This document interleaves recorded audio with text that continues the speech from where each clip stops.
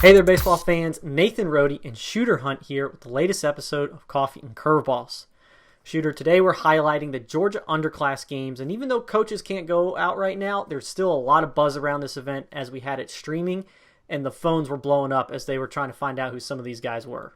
Yeah, I know that I woke up to a lot of texts about rosters. Where can I watch this? A lot of college coaches who can't get out there, they're still working hard. But then I turned it on. I was locked in as well because it's Georgia. It certainly is. So let's get into some of these names that are creating some buzz.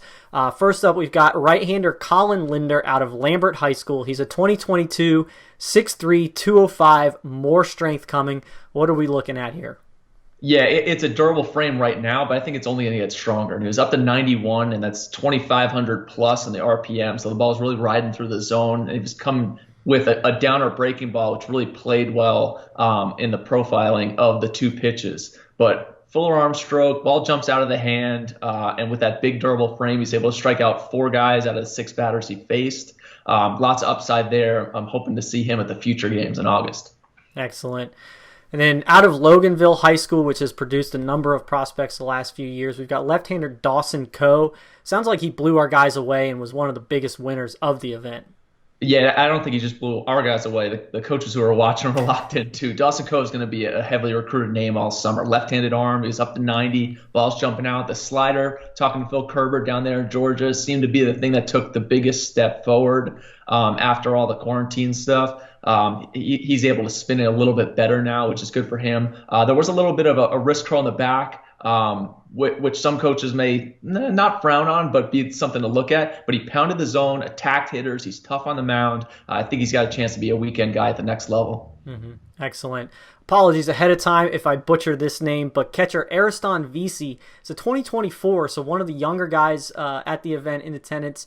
It sounds like he was a pretty impressive catcher, and I mean he woke somebody up because he committed to Georgia shortly after the event.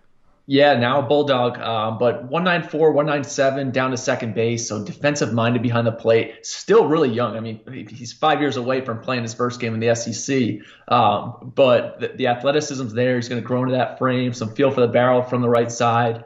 Was up to 77 from behind the dish, which is really good at that young age. But a good defender, and again, these 23s and 24s, a lot of good catchers. Mm-hmm. Indeed.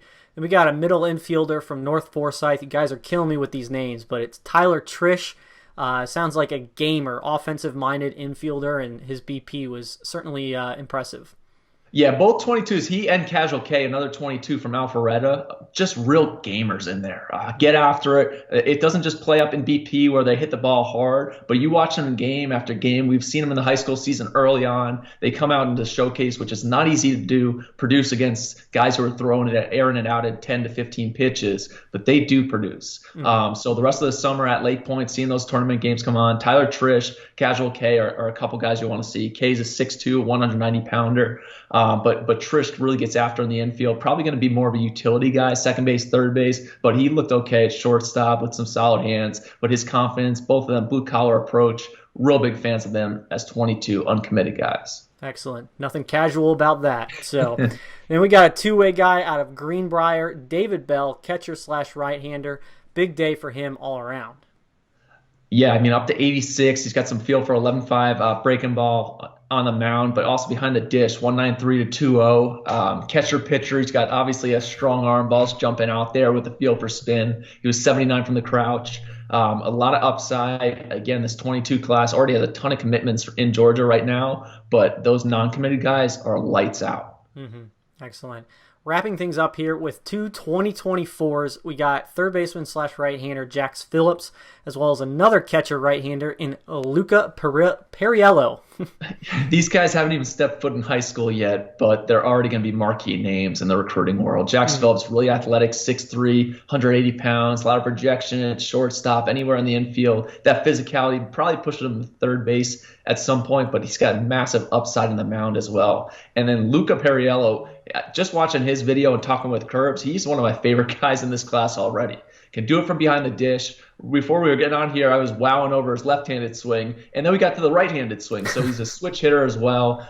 Some buggy whip to the barrel, real good behind the dish. and I actually love the arm of the mount too. So there's lots to bet on with him, and two guys I'm hoping to see at the future games as well. Excellent. So there's a look at the Georgia Underclass Games. Be sure to pay attention to prepbaseballreport.com, as I'm sure our man Phil Kerber will have plenty more of highlights from that event. So check it out on the website. But as always, for Shooter Hunt, I'm Nathan Rohde. This was Coffee and Curveballs, and until next time, we'll see you guys at the ballpark.